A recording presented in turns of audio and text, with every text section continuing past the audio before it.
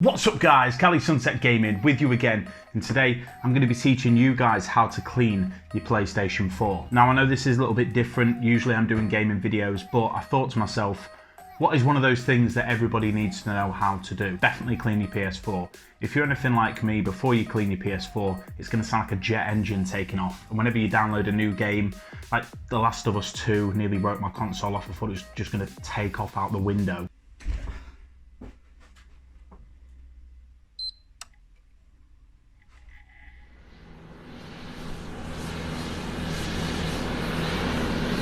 I'm going to make it really simple for you guys to follow because I know there's a few out on the internet that are quite complex, but I'll show you a really simple way how to do it, and I'll show you everything that you need to get it completed, and then hopefully it'll go back to being silent like it should be. A nice quick video for you guys, so let's get to it.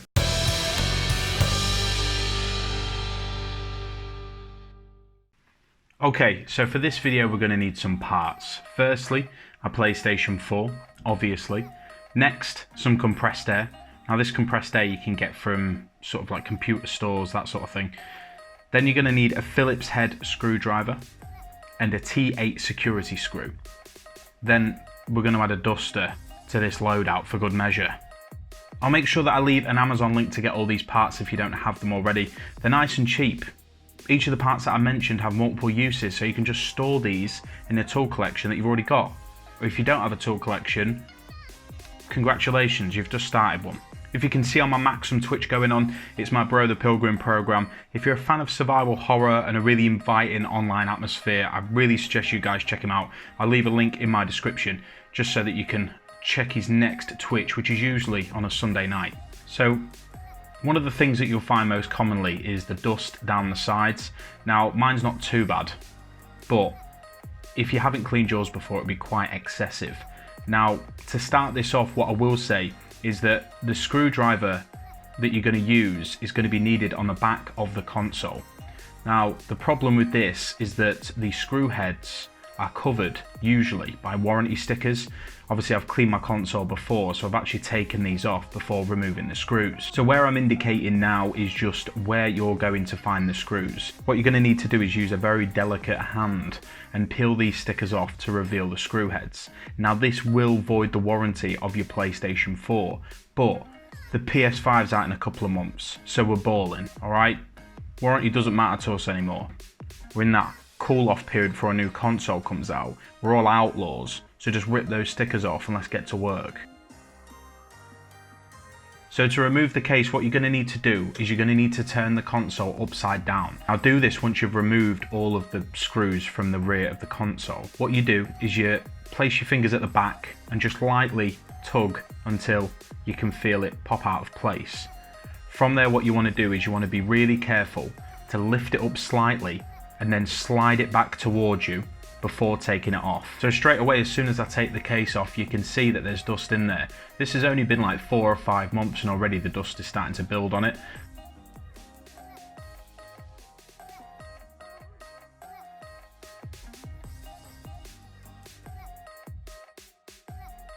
So this is where most of the dust is going to be concentrated. It's going to be around the fan area. The fan's purpose is to make sure that the rest of the console keeps cool.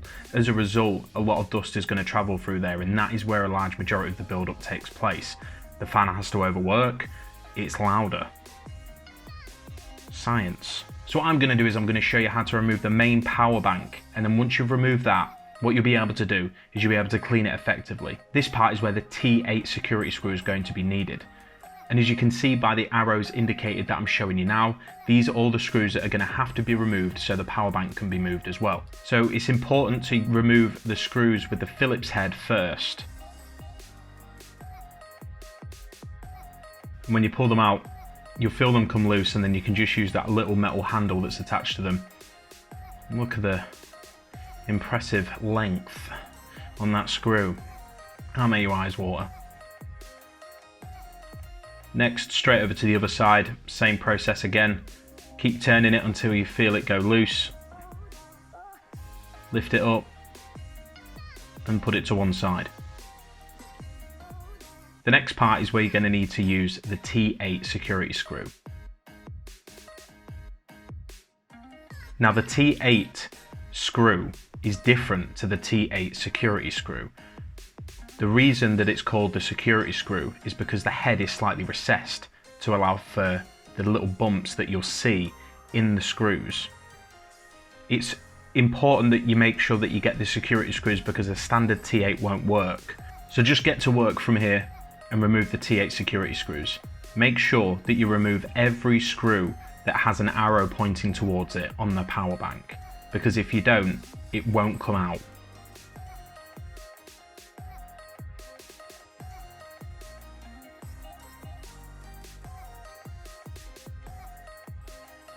Once you've removed all of the screw heads, then you can try and remove the power bank. Now this is something that you have to be quite careful with. Make sure that as you're pulling it up, you remember that on the closest side, there's wires attached. Now you can remove these, but I just tend not to do it. I think it can be done without removing them, and the less components that you start removing, the safer it is. So ensuring that the wires stay connected, gently lift it out, and then what you'll have to do is you'll have to lift it out to the right. Now as you're lifting it out to the right, just make sure that you have something to support the power bank itself, and then you should be completely fine. There should be no need to unplug it. Like I said, you can, but there's no need. And then from here, obviously you place it down, make sure that it's got adequate support, and then you can get to work on using the duster to get rid of the majority of the dust that's on top of the power bank.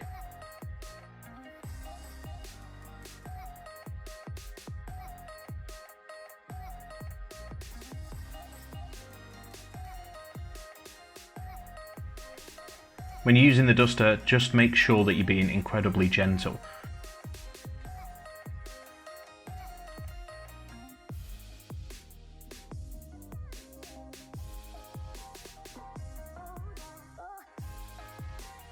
So now we'll move on to using the compressed air. When you're using it, what you want to be doing is using it in short, controlled bursts. What you don't want to do is do one long continuous spray. The reason for this is because what it can do is freeze components.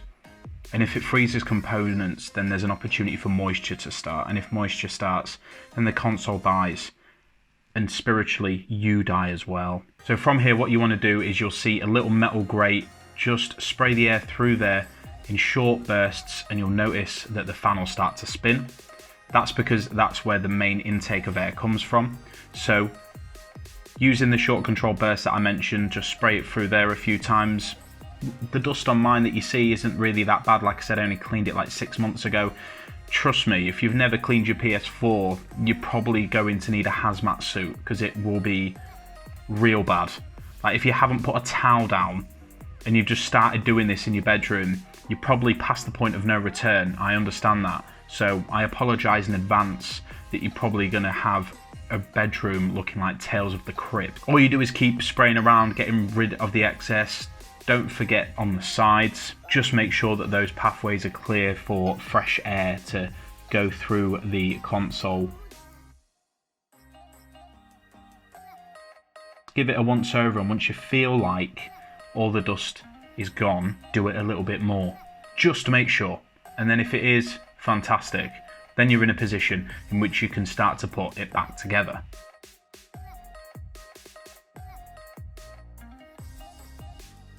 Now all we're going to do is just reverse the process that we've just done. So gently lift the power bank back over, ensuring that the cable doesn't come loose. Now it should slide into place. It may be a little bit fiddly and you may need to drop it down evenly on the left and the right, but it should just slot straight back in. Once that's done, we'll move on to repeating the process of the screws. So once you take something apart, in my eyes, it's always best to work backwards from the way that you've worked in.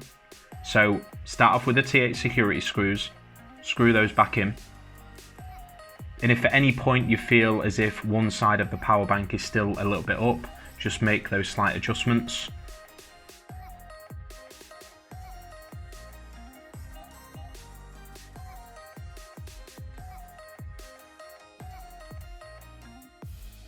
Now it's time to put the base of the console back on. You'll know which is the back of the base by looking at the screw holes, because they won't be on the front. On the front, you'll have the eject button. What you want to do is, rather than trying to clip it on and pushing it down, you'll have to go front first, but what it looks like is back first, just because of the way it's facing. So you'll slide the front on, making sure that the back of it is raised, and then you will push the front down and it should click straight into place.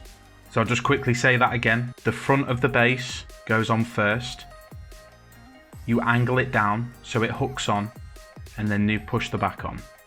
It's as simple as that. But if you feel like you're not doing it right, just watch this clip over and over again until you get it. And there's your PS4, nice and clean.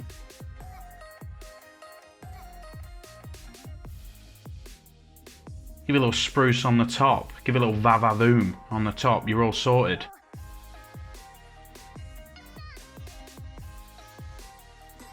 And there is your quick, snappy how-to guide on cleaning your PlayStation 4.